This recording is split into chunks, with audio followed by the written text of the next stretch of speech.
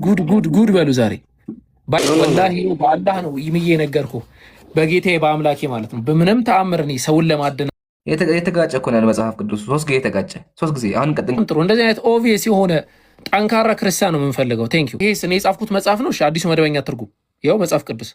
ይሄ መጽሐፋችሁ ፕሮቴስታንቶች የውሸት መጽሐፍ ነው፣ ፈጠራ ነው፣ አንተ ነህ የፈጠርከው የተባለ መንግስት በጀመረ ጊዜ አካዚያስ የ22 ዓመት ጎልማሳ ነበረ። በዚህ ስም መንግስት በጀመረ ጊዜ እድሜው 42 ዓመት ነበረ። 42 ቅድም ስንት ነበር ያልከኝ? ቆያ ተረጋጋ ሰውዬ። ክትፎ አይደለም ይሄው ለቃል በቃል ከተወለው አሁን አንተ እዚህ ጋር ቁጥሩ ለምን ተጻፈ? ግን ሪዙን አቋል ያን በከቻ ጂቢቲ ነው። እሺ እናቃለን። ልሸወደንም አትችልም። ከፈለክ ይከፈትልሃል። እንደሚጋጭ አምነዋል። ወላሂ አምነዋል እንደሚጋጭ። እኛ ብቻ አይደል ቄሶቹ ራሱ ቤተክርስቲያን ቄሶች እንደሚጋጭ አምነዋል። መጣሁ ሎጂክ እየመጣሁ እኮ ነው አሉ ጥያቄ እሱ አይደለም። አዳምጥ እንጂ ምን ነካ? እሺ አንዴ አንብብልኝ ይሄን እንዴ ለምን ከበደ? ለምን ይከብደኛል? ይኸውልህ እኔ እኮ እሺ ካልከበደ አንብብልኝ። መልስ አምጣ አልከኝ። ካልከበደ ይሄ ልጅ ቆይ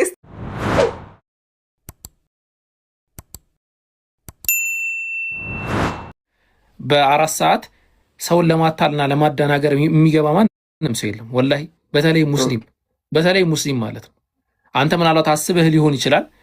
ወላሂ በአላህ ነው ይምዬ ነገርኩህ በጌታዬ በአምላኬ ማለት ነው። በምንም ተአምር እኔ ሰውን ለማደናበር እኔም ሁን ለኢምራንም መመስከር እችላለሁ። በምንም ተአምር ለማደናበር ብለን በተለይ ማታ 4 ሰዓት ላይ 4 ሰዓት ተኩል ሰው ለማደናበር ብለን የምንገባ ሰዎች አይደሉም።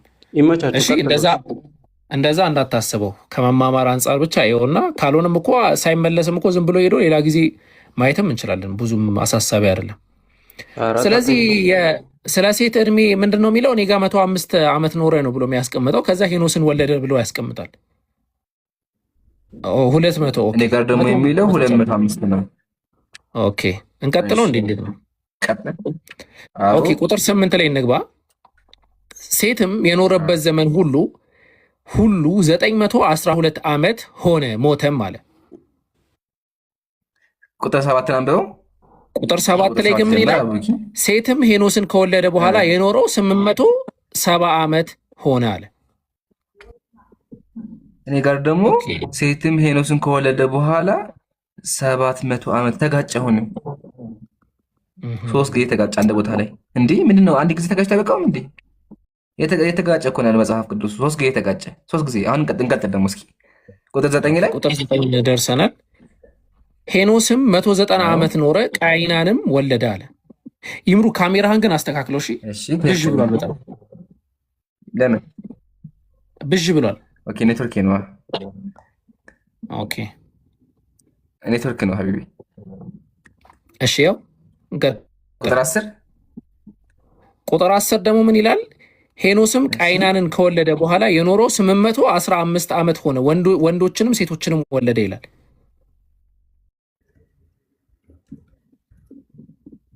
እኔ ጋር ደግሞ ሄኖስ ቃይናንን ከወለደ በኋላ 700 ዓመት ነው። ምንድን ነው እንደዚህ የሚጋጨው? አራት የቆጠራችሁ። እኔ ጋር 800 ነው የሚለው ኮሜንት ላይ ቀጥል። ቁጥር 12 ላይ እሺ 12 ላይ ነው ግጭት ያለው። ከእንደገና ቃይናንም 170 ዓመት ኖረ ይላል። ኦኬ ጥሩ አልተጋጨም። አንተ እሺ ቀጥለው። የሚገርም ነው። ቃይናንም መላልኤልን ከወለደ በኋላ የኖረው 840 ዓመት ሆነ አለ። እኔ ጋር ደግሞ ቃይናን መላልኤልን ከወለደ በኋላ 740 ዓመት ኖረ፣ ወንዶችና ሴት ልጆችን ወለደ ይላል። ተጋጨ። አሁን 5 ጊዜ አንድ ቦታ ላይ ተጋጨ። ወይኔ ተጋጨ መጽሐፍ ቅዱሱ። እሺ ቀጥል። እሺ ስንት 14 ላይ ነበር። እዚህ ጋር ይቆምና ብዙ ነው። እዚህ በሙሉ ይጋጫል። አንድ ነገር አስቀምጣ በደንብ ተስኪለዋል። አንተ ያ ጀማዓተል ኸይር አሁን ያያችሁት የእግዚአብሔር ቃል የሚባለው መጽሐፍ ቅዱስ ነው። በአንድ ቦታ እንኳን ከ4 ጊዜ ከ5 ጊዜ በላይ የሚጋጨውና ወገናችን ምንድነው እግዚአብሔር እንደዚህ የተጋጨ ያለው እሱን ነገር እንድትመለስ እንፈልጋለን። አስቀጥለው አቡኪ። ምኑ ይጋጫል? አሁን እዚህ ጋር ከቁጥር 3 ጀምሮ ቁጥር 3 እና 4 እኮ የአዳም እድሜና የሴት መወለድ ስለዛ ነው አይደል የሚናገር እኮ የእግዚአብሔር ቃል አይደለም ነው። ኦፍ ኮርስ ምንም የሚጋጭ ነገር የለም። በጣም ጥሩ። ስለ የእግዚአብሔር ቃል ላይ በቃ በጣም ጥሩ። እንደዚህ አይነት ኦቪየስ የሆነ ጠንካራ ክርስቲያን ነው የምንፈልገው። ቴንክ ዩ። የእግዚአብሔር ቃል የሆነ መጽሐፍ ታስረዳ። ካልኩሌሽን ውስጥ እንግባ፣ ችግር የለውም። ካልኩሌሽን ውስጥ አንገባ፣ ሂሳብ ላይ እሺ። ማትስ ላይ አሪፍ ከሆንክ ማለት ነው። አዳም 130 ዓመት ኖረ፣ ልጅንም በምሳሌው እንደ መልኩ ወለደ ይላል። እሱ በያዘው መጽሐፍ ስንት ዓመት ነበረ ብሎ ያስቀመጠው?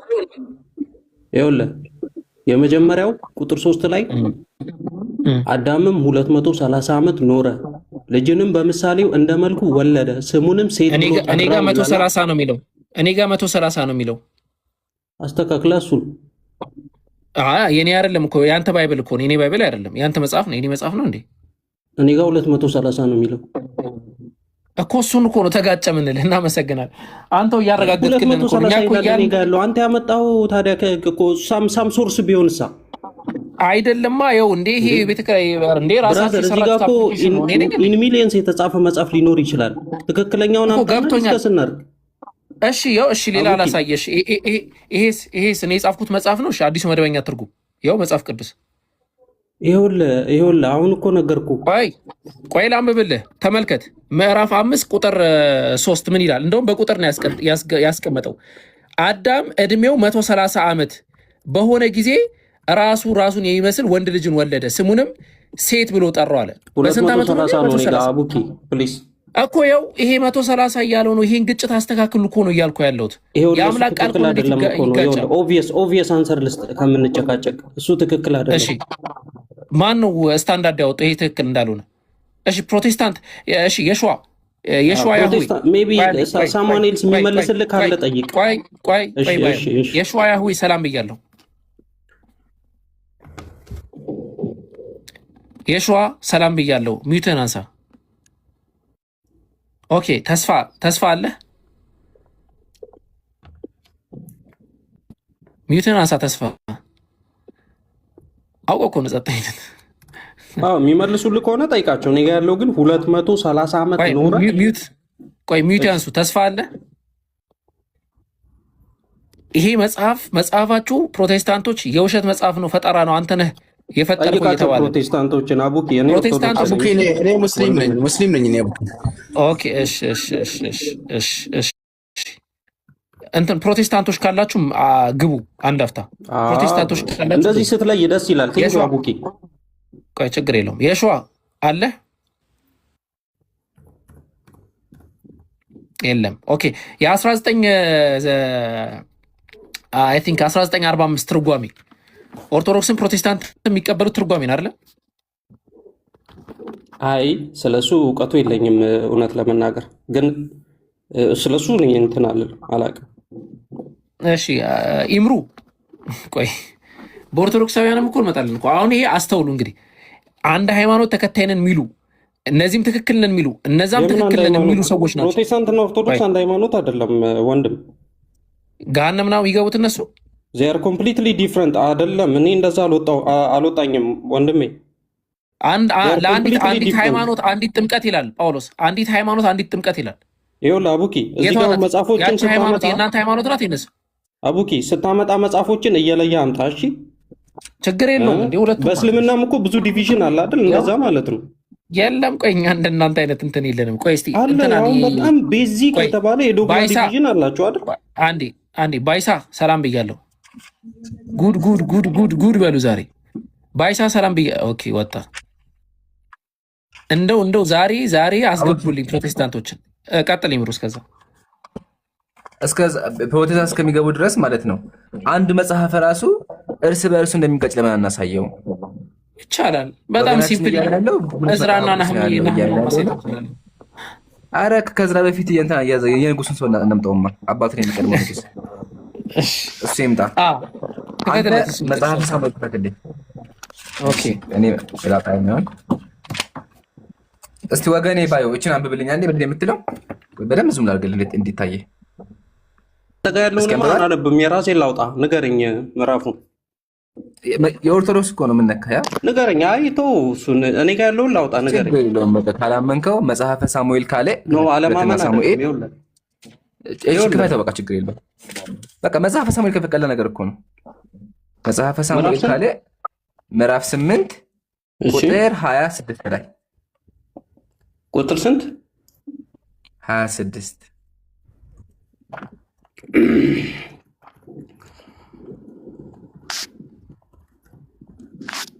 ወይ እንጠብቃለን። ያጀማዓተል ኸይር ታዘቡ። እንደዚህ እርስ በርሱ የሚጋጭ መጽሐፍ በምን ሂሳብ ያምላቃል ሊባል እንደሚችል ቅድም አስቆጠርናችሁ። በአንድ ቦታ እንኳን ብቻ ከ5 ጊዜ በላይ የሚጋጨው መጽሐፍ ቅዱስ ከማይጋጭበት የሚጋጭበት ፓርት ይበዛል። እስኪ ያወጣው አንደኛ ሳሙኤል ምዕራፍ 26 ቁጥር 8 ነው ያልከኛ። መጽሐፈ ሳሙኤል ካለ ሐቢቢ ሁለተኛ ነገሥት መጽሐፈ ነገሥት ሁለተኛ ማለት ነው። ሁለተኛ ነገሥት ቀየርከው ደግሞ ቁጥር 26 አይ ነው ተሳስቼ ነው። ነገሥት እኮ ነው ያልኩህ አንተ በደንብ አልሰማህም። አንተ ነህ አሳሳትከኝ። መጽሐፈ ነገሥት አንተ ሳሙኤል ያልኩህ እኔ። መጽሐፈ ነገሥት ካለ ክፈት ማለትም ሁለተኛ ነገሥት ካለ ምዕራፍ 8 ቁጥር 26 ምዕራፍ 8 26 አዎ ወይ ከፍትልሃለሁ። ጠብቃለሁ። እሺ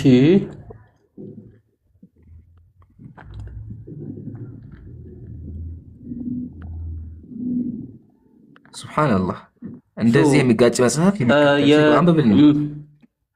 መንገስ በጀመረ ጊዜ አካዚያስ የ22 ዓመት ጎልማሳ ነበረ። በኢየሩሳሌም 1 ዓመት ነገሰ። እናቱ ከ25 ጀምር ሀሳቡ እንዲገባ ሶሪ ከ25 ጀምር ከ20 ጀምሮ ምን ችግር አለው? ጀምረው። እሺ ብዙ ጊዜ አውዱን ስለማናይ ችግር የለም። አውዱን ያው አንተ ያው ደስ ይለናል።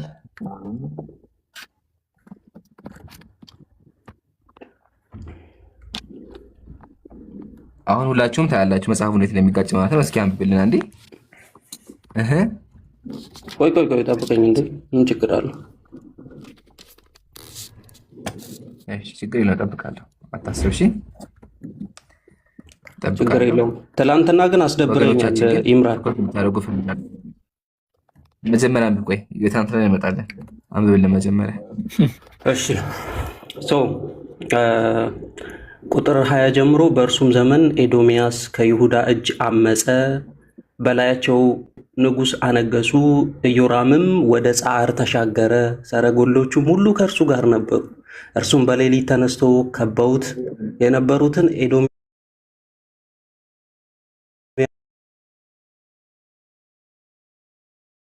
ሕዝቡም ወደ ድንኳናቸው ሸሹ። ኤዶምያስም እስከ ዛሬ ድረስ ከይሁዳ እጅ እንደ አመፅ ኖረ። በዚያን ዘመንም ልብና ደግሞ አመፀች። የኢዮራምም የቀየረው ነገር ያደረገው ሁሉ በይሁዳ ነገሥታት የታሪክ መጽሐፍ የተጻፈ አይደለምን? ኢዮራምም ከአባቶቹ ጋር አንቀላፋ፣ ከአባቶቹም ጋር በዳዊት ከተማ ተቀበረ። ልጁም አካዚያስ በፋንታው ነገሰ። 25 ደግሞ ምን ይላል? የእስራኤል ንጉሥ የአክዓብ ልጅ ኢዮራም በነገሰ በ12ኛው ዓመት የይሁዳ ንጉሥ የኢዮራም ልጅ አካዚያስ ነገሰ። መንገስ በጀመረ ጊዜ አካዚያስ የ22 ዓመት ጎልማሳ ነበረ። በኢየሩሳሌምም 1 ዓመት ነገሰ። እናቱም ጎቶሊያ የተባለች የእስራኤል ንጉሥ የዘንበሪ ልጅ ነበረች ይላል። እሺ በጣም ጥሩ። አካዚያስ በስንት ዓመቱ ነገሰ? በ22 ነው የሚለው። እሺ አቡኪ ትመዘግብልኛለህ? በስንት ዓመቱ ድገማ አንዴ። 22 አይደል? እንዳይረሳ እሱን መዝግበውና ተመዝግቧል። ኮሜንት ላይ ጻፉልኝ አንዴ። 22 አሁን መጽሐፍ ማሻአላ። አሁን መጽሐፉ እንዴት እንደሚጋጭ ላሳያችሁ። መጽሐፈ ዜና ክፈት። መጽሐፈ ዜና ካለ ምዕራፍ 21 ክፈት። መጽሐፈ ዜና ካለ ምዕራፍ 22 ምዕራፍ ስንት? 22 ምዕራፍ 22 ከቁጥር ስንት? ከቁጥር 3 ከሁለት ጀምሮ ደስ እንዲል ከሁለት ጀምሮ። ኦኬ ዛሬ የማንበብ ተራው የኔ ነው። በጣም ደስ ይላል። መጽሐፈ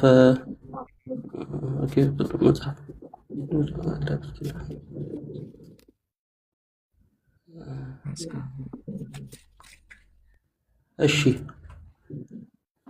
ቁጥር 1 ላይ በኢየሩሳሌምም የሚኖሩ ሰዎች በታናሹ ልጁ በአካዝያስ ፈንታ ታላቁ ልጁን ኢዮአካዝን አነገሱት። ከአረባውያን ጋር ወደ ሰፈር መጥተው የነበሩ ሰይጣኖች ታላላቆቹ ልጆቹን ሁሉ ገድለዋቸው ነበር። የይሁዳ ንጉሥ የኢዮራም ልጅ አካዝያስ ነገሰ። አካዝያስም መንገስ በጀመረ ጊዜ ዕድሜው 42 ዓመት ነበረ። በኢየሩሳሌም 1 ዓመት ነገሰ። እናቱም ጎቶሊያ የተባለች የእስራኤል ንጉሥ የዘንበሪ ልጅ ነበረች። በስንት ዓመቱ ነገሰ ይላል? 42 42 ቅድም ስንት ነበር ያልከኝ? ቆያ ተረጋጋ ሰውዬ። አሁን እዚህ ጋር እንዳጨፍር ቆይ ማስጨፍራ ቀላ አስጨፍራ ሐቢብ ምን ነካ? የእግዚአብሔር ቃል ላይ እኮ ነው አካዝያስ በ22 ዓመቱ ነገሰ አለ። እዚህ ጋር ደግሞ በ42 ዓመቱ ነገሰ አለ። እስኪ ሚውታን ሰው አንዴ እንደዚህ የሚጋጨው መጽሐፋቸው እርስ በርሱ ሱብሃንአላህ። አሉ ይሄ እንደዚህ እርስ በርስ የሚጋጭ መጽሐፍ ነው አምላክ የሚባለው እርስ በራሱ እዚህ ጋር 42 ዓመት አለ፣ እዛኛው 22 አለ። ባይ ዘ ዌይ እዚህ ጋር 42 ነው ያዘጋጃችሁላቸው አለን። ኦኬ ብለን ተቀበልን። አሁንስ ነው አሁን ጥያቄው። እሺ በግልጽ አሁንስ ሁለተኛ ዜና መዋዕል ምዕራፍ 22 ቁጥር 2 ላይ በግልጽ የሚያስቀምጠው በ42 ዓመቱ እንደነገሰ ነው። 42 ዓመት ነው የሚለው። አካዝያስ ሲነግስ 42 ዓመቱ ነበረ ብሎ ነው ያስቀመጠው። ቅድም ደግሞ እንደተመለከት ነው በሁለተኛ ነገሥት ምዕራፍ 8 ቁጥር 26 ላይ ደግሞ መንገስ በጀመረ ጊዜ አካዝያስ የ22 ዓመት ጎልማሳ ነበራል።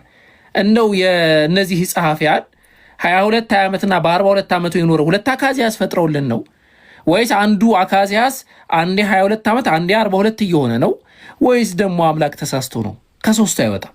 ወይ አምላክ ተሳስቷል ወይ ደግሞ ጸሐፊያኑ አምላክ ላይ ቀጥፈው ጽፈዋል ወይ ደግሞ ሰውየው ራሱ ሁለት እድሜ ነበረው ነው። ልክ በቻይንኛና በምንኛ ብለው እድሜ መቁጠር ከጀመሩ ማለት ነው። ሰዓት ላይ እንደዛ ብለው እንትን ስለሚሉ ከዛ ውጪ የአምላክ መጽሐፍ ተብሎ ቅድም እያነሳው ነበር ይምራል። ይሄ መጽሐፍ ሰው ራሱ ደና ላይክ ፊሎሶፊካል ባክግራውንድ ያላቸው ሰዎች የሚጽፏቸው መጽሐፍ ይደነቃሉ። አሁን በዓለም ደረጃ እነ ፕሉቶ ምናምን ይባላሉ። ያው ለአድናቆት የሚበቁ ሰዎች ባይሆኑም ማለት ነው። ለእነርሱ ራሱ የሚገባ መጽሐፍ አይደለም እንደኔ ማለት ነው። ባዮ ካለ ይህንን ማጥራት ግዴታ ነው። ሃይማኖትን ማቀብ ግዴታ ነው። መቀጠል ትችላለህ ካለ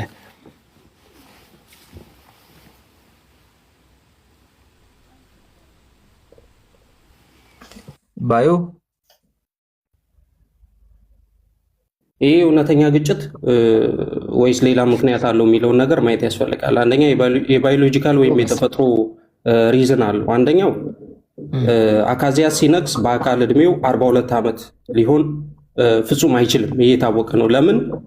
የአካዝያስ አባት ንጉሥ ኢዮራም የሚባለው ሲሞት 40 ዓመት ነበር። ይኸውልህ ይህንን ደግሞ ሪፈር አድርግ። 40 ዓመት ነበር ንጉሥ ኢዮራም ሲሞት። ሁለተኛ ነገሥት ምዕራፍ 8 17 ላይ ቁጭ ብሎልሃል።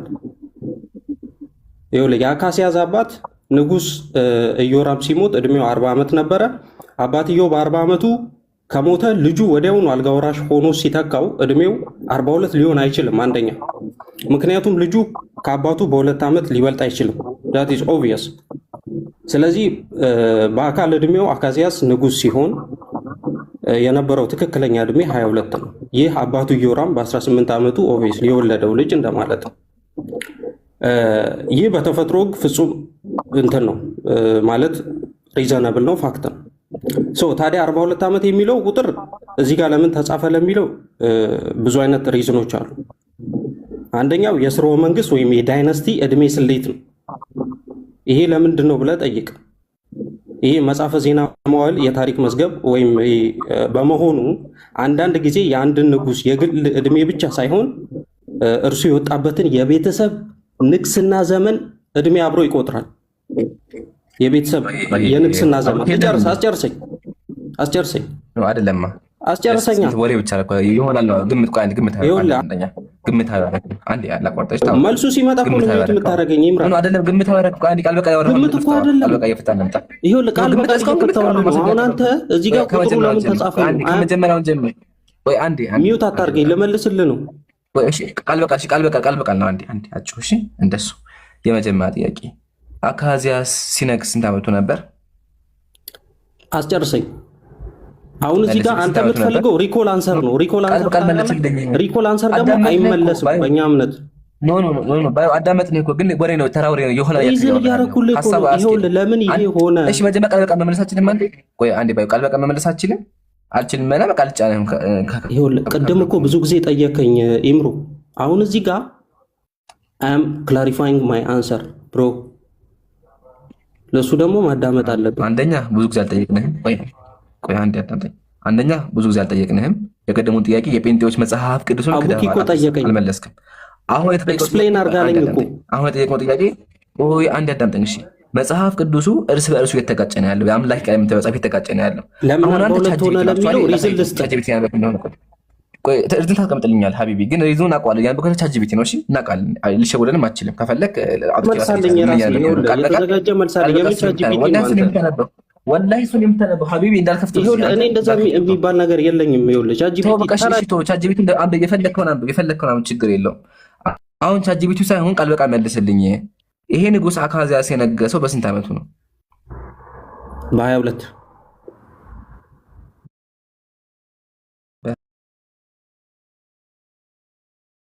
ዜና አዳት መጽሐፈ ዜና ምዕራፍ 22 ላይ 42 ዓመቱ የሚለው ውሸት ነው። ምንድን ነው? ይኸውልህ አሁን ለሱ ሪዝን እየሰጠው ነው።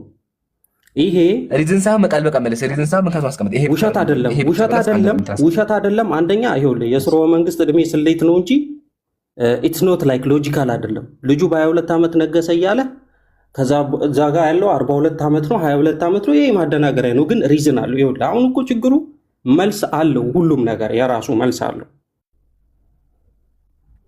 መልስ አለው እኮ ይባላል ሁልጊዜ፣ ግን መልስ ነው። ሁለተኛ ነገሥት ምዕራፍ 8 ከቁጥር 17 ለምን አታወጣልኝም? ኢምሩ ቆይ እሱ እናወጣዋለን፣ ችግር የለውም። ግን በመጀመሪያ ቃል በቃል መልስ። 42 ዓመቱ የሚለው ምንድን ነው? በ42 ዓመቱ ነገሰ የሚለው ነገሰ ነው ያለው። የነገሰው ማን ነው? ይኸውልህ እየነገርኩህ እኮ ነገሰ የተባለው ማን ነው? ነገሰ የተባለው ማን ነው? መጽሐፈ ዜና ካለ ምዕራፍ 22 ላይ ነገሰ የተባለው ማን ነው? ይኸውልህ አሁን 42 የሚለው ቁጥር እየነገረ ያለው እርሱ የወጣበትን የቤተሰብ ወይም የንግስና ዘመናቸውን ነው። ያንን እድሜ አብረው ቆጥረውት ማስረጃ እንደዛ ከሆነ ማስረጃ አብረው ቆጥረውት እንደሆነ ምን ላይ ታወጣልኛለህ መሰለህ? ሁለተኛ ነገሥት ምዕራፍ 8 ከቁጥር 17 እስኪ የአካዝያስ አባት ንጉሥ ኢዮራም እድሜው ስንት ነበር? አውጣልኝ። እዛ ላይ እንወስድ ቼክ እናደርገው። እድሜው ላይ እኮ ቼክ እናደርጋለን። ግን መጀመሪያ ጥያቄ ምንድን ነው? በ42 ዓመት ነገሰ የሚለው አንተ ያልከው ምንድን ነው? የእሱን የቤተሰቦቹን እድሜ ቆጥሮ ነው ብለሃል። እና ማስረጃ አንደኛ ሲቆጠር አንድ ድምፅ አለ ከኋላ አዳምጠኝ፣ ይረብሻል። አንደኛ ሰርፕራይዝ አለኝ። ሰርፕራይዙን መሰለህ ሲቆጠር ራሱ የሚመጣው 82 ዓመት ነው። 42 ዓመት አይመጣም። ቡም ይሄን ያዘው። እሺ 42 አይመጣም። ሁለተኛ ደግሞ 42 ነው እንኳን ብትል ያነበብከው ቅድም ነግሬሃለሁ ቻትጂፒቲ ነው። ቢሆንም ግን ማስረጃው ምንድን ነው? ትልቅ ሰው ነኝ በእናትህ ቻትጂፒቲ ነኝ፣ የሳይንስ ሰው ነኝ። ቻትጂፒቲ አልቀበልም። ብራዘር ቅድም እኮ አይተናል። ቻትጂፒቲ ትላለህ እንደ እኔ ሚሊዮን አይነት የኤአይ ቱል አለኝ እኔ። በቃ ችግር የለም። አሁን እሺ ቃል በቃ መልስልኝ። ለምን ከበደ መመለስ? ወደዚህ አልከበደኝም እኮ ይኸውልህ ነገርኩህ እኮ 42 የሚለው የስርወ መንግስት እድሜ ስሌት ነው እንጂ የልጁ እድሜ አይደለም። ማስረጃ ለሱ አቅርብልኝ። ማስረጃ ማቀርብልህ አንደኛ መጽሐፈ ነገሥት ሁለተኛ ነገሥት ሶሪ ምዕራፍ 8 ከቁጥር 17 አውጣ። አውጣ ደስ ይበል። ያው አውጣ አውጥቼዋለሁ። አንብቡ። አንተ ራስህ አንብበው እንጂ። መንገስም በጀመረ ጊዜ 32 ዓመት ጎልማሳ ነበረ፣ በኢየሩሳሌምም 8 ዓመት ነገሰ አይልማ። እንደዛ ችግሩ እኮ እሱ ያው ይላል። የአካዝያስ አባት ንጉሥ ይኸውልህ ንጉሥ ኢዮራም የሚያወራው ስለማን ነው? እኔ አውጣዋለሁ። እኔ አውጣዋለሁ። አላምንህማ። አመጣልሃለሁ። እኔ አውጣልሃለሁ አልኩህ እኮ። እንደዛ ከሆነ ለምን አውጣት መጀመሪያ? እሺ ለምን አውጣት መጀመሪያ? እንደዛ ከሆነ ቅድም እኔማ ያው ደህና ትክክለኛው መጽሐፍ የምታወጣ መስሎኝ ነው። አንተ እኮ እዚህ ጋር ጤሬራ ነው የምታወጣው። በቃ አንተን ክፈተዋ። እንደዛ ከሆነ ላውጣልህ እኮ ነው ብራዘር። እንዴ ዛሬ መፋታት የለም።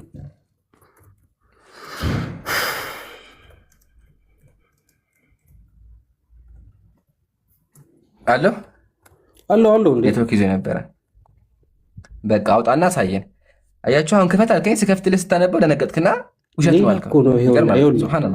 መጽሐፈ ነገሥት ካልዕ መንገስ በጀመረ ጊዜ 32 ዓመት። መጽሐፈ ነገሥት ካልዕ ያው መጽሐፈ ነገሥት ካልዕ ሶሪ ምዕራፍ 8 ከቁጥር 17 ምዕራፍ 8 ከቁጥር 17 ይሄ የሚለው መንገስ በጀመረ ጊዜ የ32 ዓመት ጎልማሳ በኢየሩሳሌምም 8 ዓመት ነገሰ፣ ማንም ሳይናፍቀው ሞተ፣ በዳዊትም ከትሶ። ይሄ ስንት ነው? ቀጥል። ወርታ የሚያወራው ስለማን ነው? መጀመሪያ የሚያወራው ስለሱ ስለ የማን አባት ነው? እስኪ ያውጣልኝ። የአካዝያስ አባት ንጉስ ኢዮራም። ኦፍ ኮርስ። አንዴ ጥያቄያችን ስለምንድን ነበርኛ? የነገርኩህ ጥያቄያችን ስለምንድን ነበር? አሉ ጥያቄያችን ስለምንድን ነበርኛ? የአካዝያስ ዕድሜ ስንት ነው እያልከኝ ነው አይደል? አይዋ ኮንትራዲክት አደረገ አይደል? ያንተ ጥያቄ አንዴ ኮንትራዲክት ያደርጋል። እሱም አምናለሁ። እኔ እኮ የአካዝያስን አባት ዕድሜ እየነገርኩህ ነው። እንደ ሐቢቢ አንዴ ምን ታውቂያለሽ? እሺ የአካዝያስን የኢዮሳፍጥ ልጅ የፈለገ ይሆነ ስለ ኢዮሳፍጥ አላወራሁም እኔ። ጥያቄ እዛ ላይ 42 ዓመት የሚል አለ። 42 ዓመት ነገሰ የሚለው መጽሐፍ ቅዱስ እርስ በርሱ እየተጋጨ ነው ያለው። አንተ ደግሞ አይጋጭም፣ ወላሂ ይጋጫል። ወላሂ አትበል፣ በውሸት አንተ ያምላክህን ስም ወላሂ አትበል። እዚህ ጋር 4000 ሰው እያየ ወላሂ አትበል። ሪከርድ ይከፈትልሃል እንደሚጋጭ አምነዋል። ወላሂ አምነዋል እንደሚጋጭ። እኛ ብቻ አይደል ቄሶቹ ራሱ ቤተክርስቲያን ቄሶች እንደሚጋጭ አምነዋል። እሱን አሳይሃለሁ። አሁን ፖይንታችን እሱ አይደለም። መጽሐፈ ዜና ካለ ምን ይላል? ንጉሥ አካዝያስ ሲነግስ 42 ዓመቱ ነበር ይላል። ጥያቄ 42 ዓመቱ የሚለው ምንድን ነው አልኩ። አንተ ምን አልከኝ? 42 ዓመት የሚለው ንግስናውን ቆጥሮ ነው አልከኝ። ማስረጃ አቅርብ ለሱ። ገባ? የፈለኩት የእሱን ማስረጃ ነው። ማስረጃ አለ? ነገርኩህ እኮ ማነህ ኢምራን። ምን ነገርከኝ? ይኸውልህ አንደኛ ይሄ 42 የሚለው ይሄ ባዮሎጂካል ወይም ተፈጥሯዊ ዕድሜውን አይደለም። ቅድም እንደነገርኩህ አዲስ መልስ የለኝም እኔ። ማስረጃ አቅርብልኛ። እሱን አሰማሁኝ እኮ። ለዚህ ትልቁ ማስረጃ አሁን ያወጣው ጥቅስ ነው። ትልቁ ማስረጃ መጽሐፈ ነገሥት መጽሐፈ ነገሥት ካለ ላይ የሚናገረው ስለ ኢዮራም ነው የሚናገረው። እኔ ስለ ኢዮራም አልጠየቅኩም።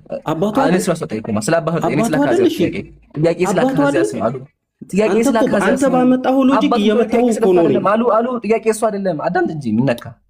ታዘቡት እንግዲህ እኔ የማወራው ስለ አካዝ እሱ የሚያወራው ስለሌላ ሰው። አሁን እያነበብክ ያለው ስለ አባትና ልጅ እያወራን ልጅ ከአባቱ በዕድሜ ይበልጣል እያልክ እኮ ነው አንተ። አንተ ነህ ስለ አባትና ልጅ እያወራህ ያለኸው። እኔ ማውራ እኮ ፕሩፍ ላደርግልህ እኮ ልጁ ከአባቱ እንደሚያንስ ነው። እኔ ስለ ኢዮራም አላወራሁም። እሺ ልጁ ከአባቱ ይበልጣል? አዎ በመጽሐፉ ይበልጣል። በ5 ዓመት ይበልጣል አባቱ። አይበልጥም። ይኸውልህ እየነገረህ እኮ ነው መጽሐፉ ራሱ። ቆይ እንክፈተው፣ ችግር ደግመህ እንክፈተው። መጽሐፈ ነገሥት ካለ ላይ እየነገረህ እኮ እሺ እንክፈተው። ለምን አትረጋጋም? እስኪ አንዴ ረጋ በል እንከፈትና እንመልከት። ህዝቡ ራሱ ይታዘብ። እሺ ያ ምዕራፍ 23 እንክፈተው። ምዕራፍ 23 እስኪ አንብብልኝ። መጽሐፈ ነገሥት ካለ 8:17 አንብበው። ንጉሥ ኢዮራም አይታይም። ይምራን አንብበው አንተ ጮክ ብለህ። ችግር የለም ዙም አደርገዋለሁ። ያው ዙም በደንብ ይደረጋል። እሺ ይሄው ላንብብልህ። መጽሐፈ ነገሥት እሺ አንብብ። ካለ መጽሐፍ ዘና ይሄ አንብባ እንዴ አለም ፈራው። እሺ አንብባ። እየነገርኩህ እኮ ነው። ይሄ መጽሐፈ ነገሥት ካለ እቺ አንብባታ። እሺ አንዴ ምዕራፍ 8 ከቁጥር 17 ምን ይላል? መንገስ በጀመረ ጊዜ 32 ዓመት ጎልማሳ ነበረ፣ በኢየሩሳሌምም 8 ዓመት ነገሰ ይላል። ይሄ ማለት 40 ዓመት ነው ቶታል። አንተ ልጁ 42 ዓመት ነው ብለህ ልጅ ከአባት በእድሜ ይበልጣል እያልክ ማይሆን ሎጂክ ያመጣ ነው። መጽሐፍ ቅዱስ ራሱ እየነገረ መጽሐፍ ቅዱስ ነው ያለው። አሁን አንድ ይረጋበል አጭሁና ማለት ነው። እስኪ አንብባት አንዴ ይችላል። ለምን ደማም ይከበደ ለምን ከብዶኛል እያልኩ እኮ አይደለም። እሺ አንብበው። ካልሆነ መልስ አምጣልከኝ አይደለ? ይሄው መልስ እየሰጠሁ። እሺ አንብባት አንዴ። እሺ አንዴ ጥያቄ ይሄው ለአንዴ ቶፒክ ጨርስ መጀመሪያ ኢምራን ነው። እሺ አንዴ አንብብልኝ ይሄን አንዴ። ለምን ከበደ? እስኪ አንዴ ለምን ይከብደኛል? ይኸውልህ እኔ እኮ እሺ ካልከበደ አንብብልኝ። መልስ አምጣልከኝ ካልከበደ ይሄ ልጅ ቆይ እስቲ ለምን አታነበው? ሱብሃንአላህ አንብበው ነው ትቀጥላለህ። መልስ እኮ ነው የፈለከው አይደለ? መጀመሪያ አንብበው። እሺ እንድንግባባ አንብብልኝ። ሎጂካል መልስ እየሰጠሁ እኮ ነው። አንብበው መጀመሪያ አንብበው። ለምን ፈራህ? ይኸውልህ አንተ ጋር ያለው መጽሐፍ ቅዱስ ማንበብ ያሳፍራል እንዴ? ለምን ደሞ ያሳፍረኝ? ይኸውልህ እኔ መልስ እየሰጠሁ እኮ ነው። ካላሳፍረህ አንብብልኛ። መልሱ ከኪስ ነው ሐቢቢ። ችግሩን መሰለህ መልስ ከኪስ ነው። ስለዚህ መልስ አምጣ እያልክ ነው አይደል? ይኸው መልስ አምጣልና መልስ ከኪስ ነው። ለምን እንደዚህ ትሆናለህ? ተረጋጋ። ችግሩን መሰለህ። ቆይ አንዴ ባይውዬ ላስረዳ እንዲገባ ማለት ነው። እንዲገባ አንተ እያወራኸኝ ያለኸው ስለ ኢዮራም ነው። እሺ ኢዮራም ስለምጠይቀኝ ሰው የምጠይቀኝ ሰው አባቱ። እስኪ አንድ አዳምጥ። ጆሮ ተጠቅሞ እስኪ አንዴ። ጆሮ ይሰራ አይደለ? ጆሮ ጅርታ ነው የሚባለው። ጆሮ ይሰራ አይደለ? ስለዚህ አዳምጥ እስኪ አንዴ። አይዋ እንደሱ ረጋ በል። አሁን ጥያቄያችን እኛ አካዝያስ ስለሚባለው ግለሰብ ነው። አካዝያስ የሚባለው ግለሰብ መጽሐፍ ቅዱስ ላይ እድሜው 42 ዓመት በነበረ ጊዜ ነገሰ ይላል። ያው ከፍቼዋለሁ። የቅድሙ ላይ ደግሞ 22 ዓመት ላይ ነገሰ ይላል። እግዚአብሔር እየተጋጨ ነው ያለው መጽሐፉ ላይ ማለት ነው። አሁን አንተ ምን አልከኝ? 42 የሚለው ያው እድሜው አይበልጥም ብለህ ወይም ደግሞ ከአባቱ አይበልጥ። ትክክል ነህ እኮ ግን መጽሐፉ ልጁ ከአባት ይበልጣል እየተናገረ ያለው። ስለዚህ መጮሁን ተወውና መጽሐፍ ቅዱስ የማያሳፍር ከሆነ በእግዚአብሔር ቃል የምትተማመን ከሆነ አንብብልኝና እንቀጥላለን። እኔ ስለ አባት አልጠየቅኩም። አባቱ የነገሰው በ17 ዓመቱ እንደሆነ እናውቃለን። አልጠየቅም። ስለሱ አመንክ? አዎ 17 ዓመቱ ነው አምኛለሁ። አሁን አንተ ያነሳው የእድሜ ልዩነት ሎጂካል እንዳልሆነ አመንክ? ኢሎጂካል ነው። ኢሎጂካል እኮ ነው። ልጁ 42 ነው አይደል አንተ? አዎ ልጁ 45 ነው። አባቱ ግን በ40 ነው የሞተው። አዎ ትክክል ነህ። መጽሐፉ ይላል እንደዛ። ትክክል እኮ ነው። ያው ይላል እኮ መጽሐፉ እኮ መልስ አለው።